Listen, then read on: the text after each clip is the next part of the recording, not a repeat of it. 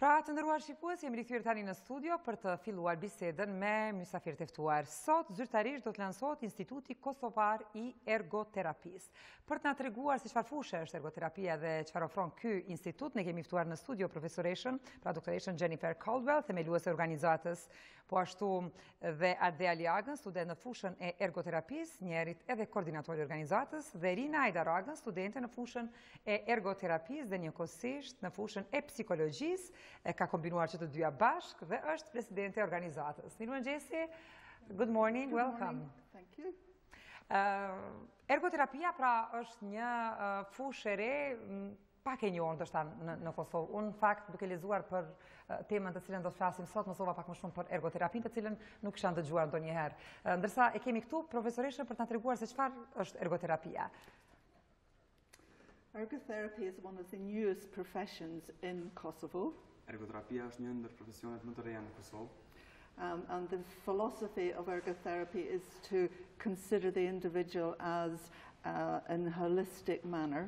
Edhe filozofia e ergoterapisë është që me konsideru individin në një trajt holistike. So ergotherapists work with people who have physical disability, mental disability or disabilities due to delayed development. Ergoterapeutët punojnë me persona të cilët kanë vështirësi fizike, kognitive apo të cilat i kanë ardhur si pasojë e zhvillimit të vonshëm. And we focus on life skills, so self-care, getting people back into work or into education or schools or play. Edhe fokusohem në aktivitetet kryesore të jetës të njerëzve që si për shembull vetkujdesi, edhe mi rikthy njerëzit në vendet të punës, në vendet e edukimit apo koha e lirë, lojrat. The focus is occupations, the daily activities that people do in order to fulfill their role as perhaps a mother, a worker, a teacher. Edhe gjëja kryesore që ne fokusohemi janë angazhimet e aktiviteteve të jetës së përditshme, edhe mi përmbush role që i kanë njerëzit si nën, si mësues, si një student. So occupation is not just work.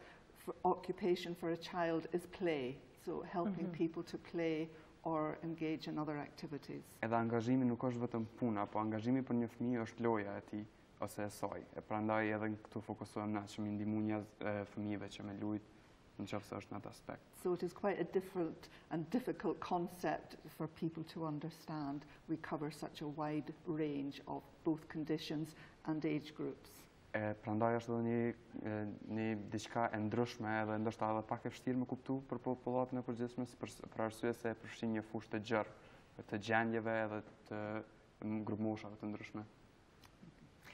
Rina, si është prit? Në qenë se ende nuk është bërë, zyrtarisht do të flasim me Atdheun për një event që e keni organizuar sot për ta lansuar institutin. Po ku e keni parë ju nevojën për të krijuar një institut të ergoterapisë? Cili është qëllimi në fakt? Nevoja për një institut të tillë ka qenë qysh në fillim të, domethënë veç kur është formu drejtimi, pasi që është drejtimi i ri edhe promovimi i tij ka shumë rëndësi. Prandaj qëllimet e këtij instituti janë promovimi i ergoterapisë, i profesionit të ergoterapisë dhe vazhdimi i mësimit të vazhdueshëm të studentëve dhe të diplomuarve të ergoterapisë. Gjithashtu qëllim tjetër është ndërgjegjësimi i popullatës për këtë profesion, bashkëpunimi me organizata të ndryshme të cilat kanë qëllime dhe interesat të njëjta rreth ergoterapisë apo punës multidisciplinare, gjithashtu edhe përkrahja vazhdueshme e ergoterapeutëve në mbar Kosovën. Është pritur mirë instituti? Po, instituti është prit shumë mirë, po gjithashtu desha të ceki që instituti është i pranuar në Federatën Botërore të Ergoterapisë dhe në rrjetin Europian të ergoterapisë, i cili është për mësim të vazhdueshëm. Sidomos kjo pikë është pritur shumë mirë nga kolegji në të cilin studiojmë edhe nga studentët të cilët janë edhe pjesë e institutit. Po, desha të kaloj tek profesoresha ta pyesim se sa zgjasin në fakt pjesa e mësimeve, sa duhet të edukohet një ergoterapeut?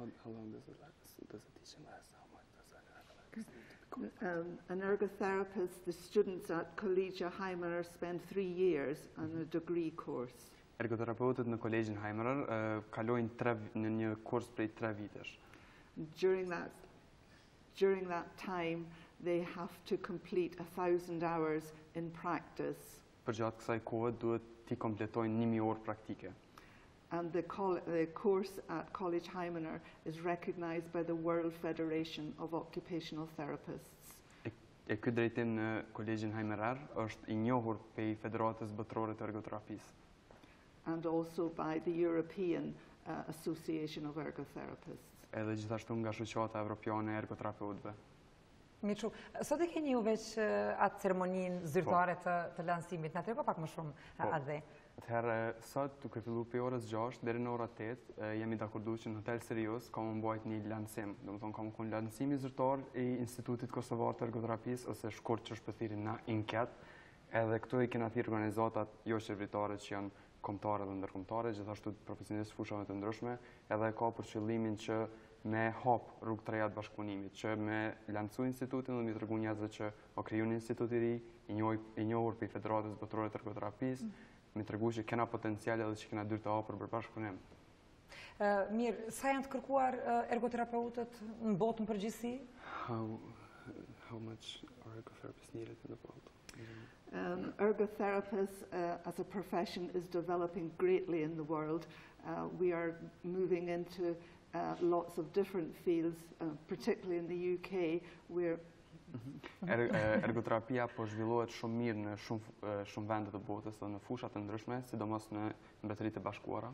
In the UK, we are moving into institutions such as prisons to help rehabilitate offenders.